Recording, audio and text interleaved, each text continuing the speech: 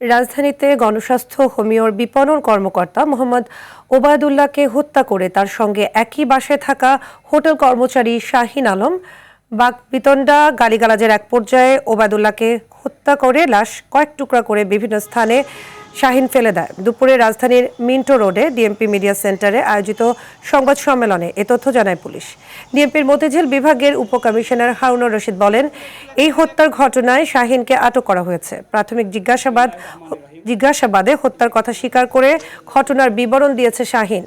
Police জানায়, গত ২৭ ফেব্রুয়ারি রাতে শাহিন কাজ শেষে বাসায় ফেরার পর ওবায়দুল্লাহর সাথে বাকবিতণ্ডা হয়। এক পর্যায়ে ওবায়দুল্লাহ গোসলখানায় গেলে শাহিন পেছন থেকে চাপাতি দিয়ে তার ঘাড় ও গলায় আঘাত করে। এতে ওবায়দুল্লাহর মৃত্যু হয়।